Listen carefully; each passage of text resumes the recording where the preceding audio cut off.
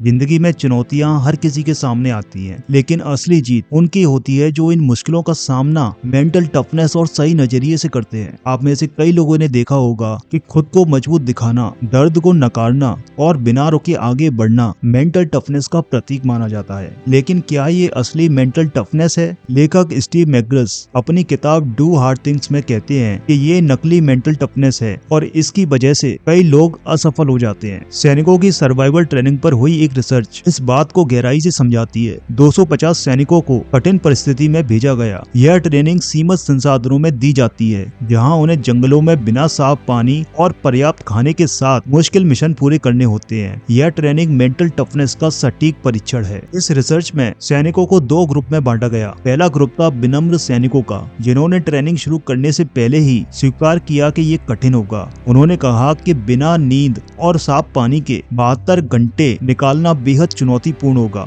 दूसरा ग्रुप था आत्मविश्वास सैनिकों का, जो ये मानते थे कि वे हर चुनौती को आसानी से पार कर लेंगे। लेकिन जब ट्रेनिंग खत्म हुई तो नतीजे चौंकाने वाले थे। विनम्र सैनिकों ने 78% सफलता हासिल की, जबकि आत्मविश्वासी सैनिकों की सफलता दर सिर्फ 28% थी। यह आंकड़ा दिखाता है कि ओवर कॉन्फिडेंस कैसे हानिकारक हो सकता है। ऐसा क्या हुआ? क्योंकि जिन सैनिकों ने कठिनाई स्वीकार की थी, उनकी उम्मीदें वास्तविकता के करीब थी। वे चुनौतियों के लिए तैयार थे और लचीलेपन के साथ काम कर रहे थे। दूसरी तरफ आत्मविश्वासी सैनिकों ने जब देखा कि चीजें उनकी उम्मीद के अनुसार नहीं हो रही हैं, तो उनका दिमाग भ्रमित हो गया। स्टीव मैकग्रस कहते हैं कि जब हमारी उम्मीद और हकीकत मेल नहीं खाती, तो हमारा दिमाग इमोशंस और समस्याओं को अलग नहीं कर पाता। इस वजह से हमारा ध्यान भटकता है और परफॉर्मेंस गिर जाती है। तो असली मेंटल टफनेस क्या है? ये दो प्रमुख तत्वों पर आधारित है। पहला, लचीलापन, छोटे छोटे कदम उठाकर लक्ष्य की ओर बढ़ते रहना। दूसरा, लगातार प्रयास, हर दिन खुद को थोड़ा बेहतर बनाने की कोशिश करना। हमें हम्बलनेस और कॉन्फिडेंस का अभ्यास करना चाहिए। इसका मतलब है अपनी क्षमताओं का सही आकलन करना और उनसे थोड़ा आगे बढ़ने की कोशिश करना। उदाहरण के लिए, अगर आप लंबे समय बाद जब कर रहे हैं, तो खुद से कहें, शायद मैं 10-15 ही कर पाऊंगा, लेकिन अपनी क्षमता से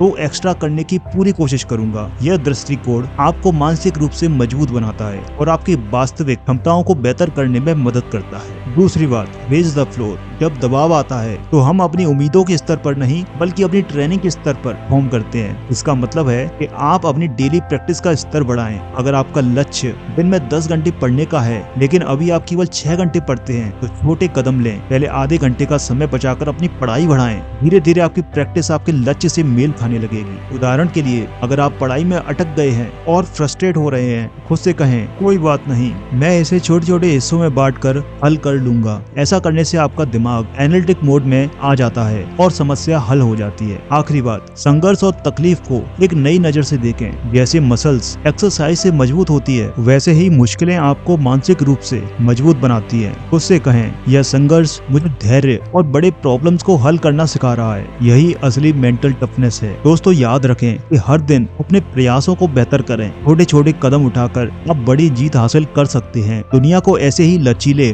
और मेहनती लोगों की जरूरत है। आप अपनी असली ताकत पहचानें और अपने लक्ष्य को हासिल करें।